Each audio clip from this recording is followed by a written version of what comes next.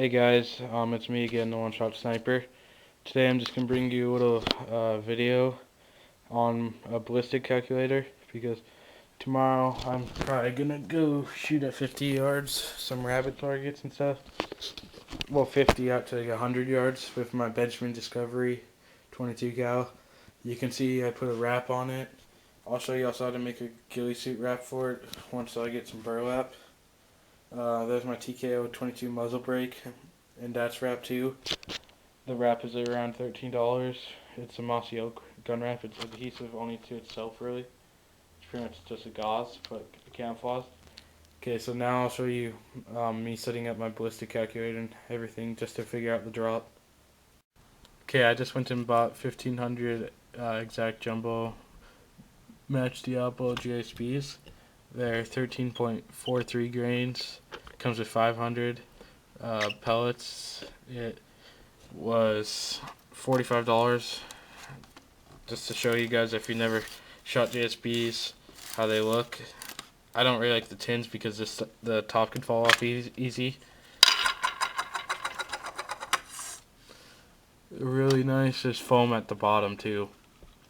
It's not that big of a can. Like, they have foam on bottom and foam on top just to protect it. And these ones I don't ever clean, but Crossman Premier I always clean. Okay, but let's get back to this. Okay, so first of all, I'm using the Hawke Optics Chairgun Pro. You want to use the Chairgun Pro. It's all for free. Just go and download it off the internet. Okay, so since we're going to be doing pellets, go to pellet database. Once you get it all downloaded, it only took like 2 minutes for it to download for me. Go to pellet database, open pellets.tsv, and you'll see up here they have these. It says like .20, .22, .177. Those are just calibers. I'm working with .22 today. Okay, so after I opened up that stuff, all these pellet choices came up. I'm using JSP Exact. Okay, so just add those. Hit add on that. Then all your information will come up.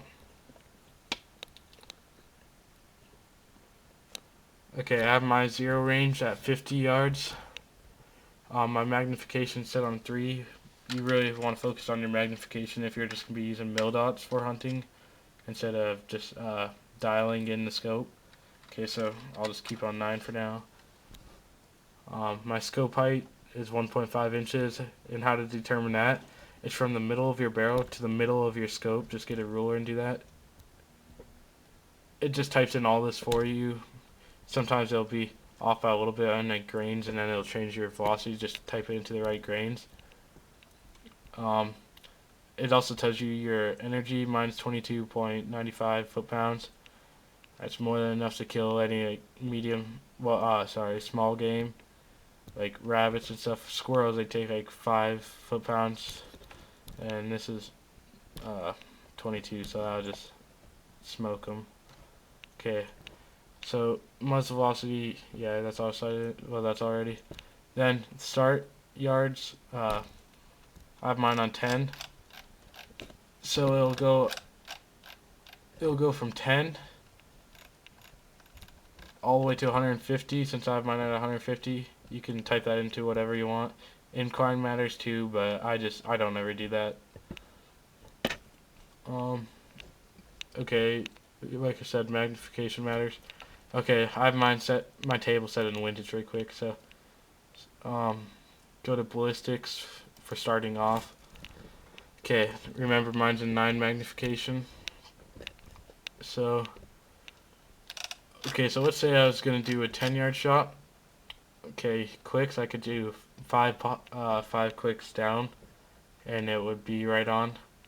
But since I'd be doing mil dots, it'd be negative 0.32 of a mil dot holdover, sorry, at 10 yards. But then you see right here it switches to positive, so it'd be a hold under, because since mine started at 50. Okay, so say the pellet. Okay, so right here, that's 0. My gun goes like this, and then it right here it crosses at 18. So 18 it's sighted in, and then it goes over all the way to 50 to set it back in, and then it starts to drop again because the pellet actually just increases since mine's set up so high. So it switches to a hold under right there. Then hold under, and so on. And then at 50 you'll see it's 0. All this is all hold under except for 10, that's hold over for me. Then it gets to be hold over again. So 52 yards, it's 0.12 of a mil dot.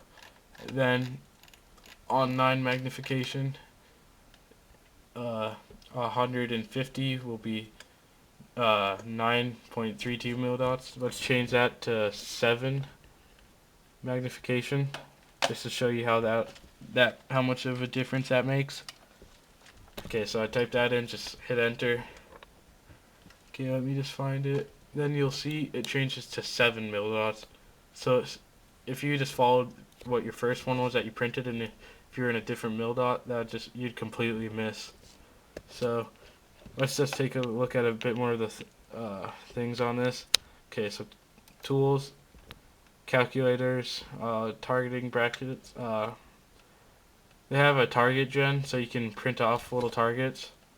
Statistics, visualization. This is kind of cool, I think. So they have this rabbit, squirrel, and then it'll put up a little thing of a squirrel, and then I'd have mine on 150 and show you where to aim.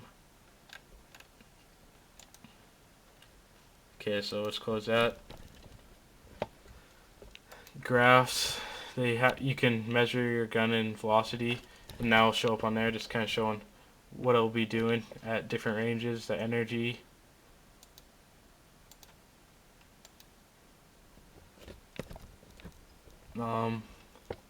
Then I just like using the table, so let's switch to windage. And like I said, since I'm going to be just doing right off from the graph, I'll just be using mil dots. If I'm target shooting, I could use clicks, but I just like using mil dots. It's more of a challenge and it's funner. Okay, so say I was shooting 82 yards and the wind was 1 mile per hour. I'd need to hold 0.22 of a mil dot if it was going perfectly left or right. The angle of the wind matters too. Okay, say the wind was going 20 miles per hour. At 82 yards, I'd need to hold 4.32 of a mil dot, and so on.